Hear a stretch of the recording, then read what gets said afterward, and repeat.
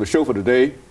The topic is drug prevention, grants, and business, and we're talking to Ms. Greenlee and Ms. Fletcher. And Ms. Fletcher, let's pick up with you. I think Ms. Greenlee was giving us some information about some of the characteristics of a peel that is known as X-peel, and we'll get back with her later on. But we want to give you an opportunity up front on this segment to continue our conversation in reference to some of the things that we're doing here and some of the problems that we're facing.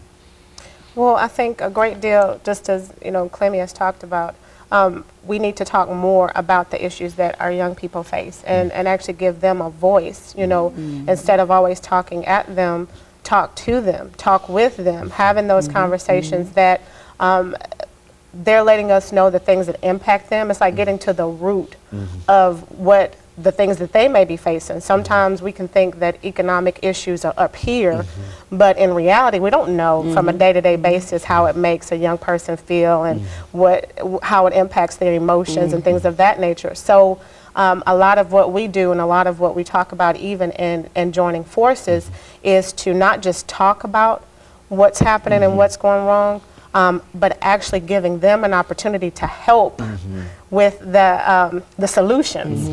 And then at the same time, bringing organizations together like Clemmy's, like mine, like a few other people that we are working closely together to build resources. Because it's one thing to say to a child that's at risk, you need to stop doing what you're doing. It's another to give them an opportunity to make a change, giving them an opportunity to where they can see hope that can actually be realized. And sometimes that's just the missing part. It's one thing to say, stop doing drugs, stop selling drugs. It's another thing to give them an opportunity to see how they can survive. It's amazing to talk to a child when, as a child, you're thinking to yourself, you're going to think like a child, you're going to do the things that kids do. It breaks my heart when you talk to children that are talking like they're adults, like they have this means of, I need to carry this gun, I need to work to survive and put food on the table.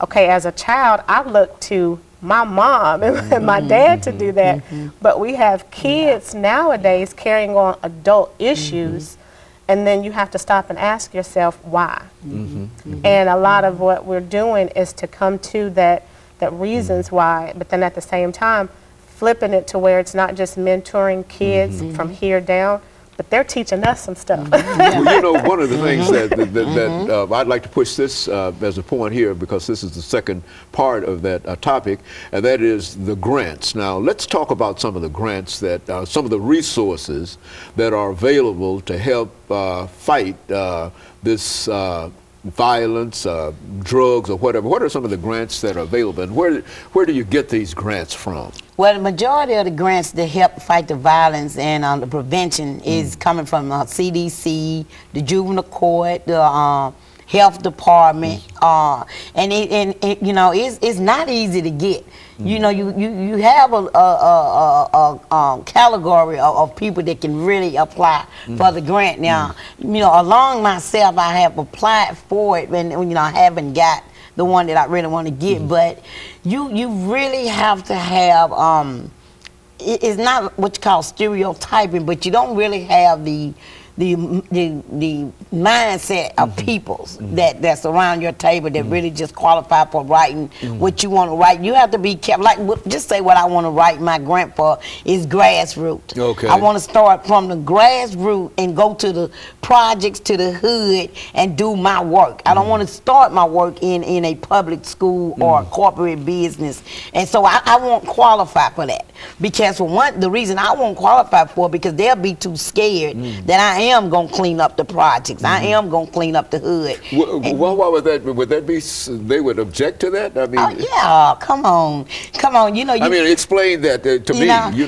You're giving me. You want to give me these grants. If you give me these grants to these corporate businesses, The corporate businesses are getting, they got $1.5 million to clean up the streets to stop the violence. Well, you got what, from 8 to 4 to do that. 8 o'clock in the morning to 4 o'clock. And you're doing it behind the desk and you're doing it behind the computer. And then you're closing up. So you're not cleaning up nothing. So that means you ain't gonna never meet the numbers that you're supposed to meet, and you'll keep on getting that grant. You get that grant to me, then I'm cleaning up the streets 24/7. Well, then I done cleaned up the streets in 6 months. Now you're not gonna give me that grant back because now I done stopped the system's money. I done stopped the government's money that they're putting behind, because wait a minute, she actually cleaned up the street for real. She actually came into school and cleaned it up for real. Now we can't give her that grant, but you're gonna keep giving it to the corporate business because you know they can't. They're not even finna come to the hood. They're not even finna come and sit in this gang banging territory with me. But you just got this $1 million grant. So why won't you just trickle some money down over here to me and let me stay out here? Because I tell people all the time, you guys close at 4 o'clock or 5 o'clock. The library closed at 4 o'clock, 5 o'clock. The centers close at 6 o'clock, 7 o'clock. Okay, from that time on up until 3 in the morning, I have them. So that means you don't have, I don't have anything I can call. I don't have a fund set over there that I can go get right quick to keep them satisfied from 10 p.m. until 1 a.m. because they out there. So why you want to always just keep it in a box? Because you don't really want to stop crime. One thing I reason I know that they really don't want to stop crime, because look at Salem Town. They turned Salem Town into Germantown. They cleaned it up less than a year.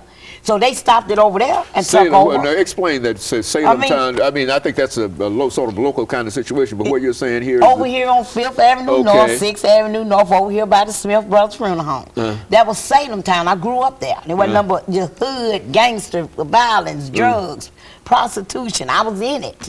So all of a sudden, they cleaned it up, took over the property, bought out everybody sold out. And they came in there and they built up condominium, 5-star restaurants, and took everybody, all the black males, to jail, put the mothers on welfare, took half the kids away to children's service, and now all of a sudden, it's a 5-star Germantown that we can't even go back over there without getting arrested. You got a black female riding around looking suspicious, let's get her. Chumps, come on, get real. Don't nobody want to even talk about that. Okay, hold a minute, Don't Ms. get me Greenlee. started. We're going to get you started again, but we have to stop for our second commercial break.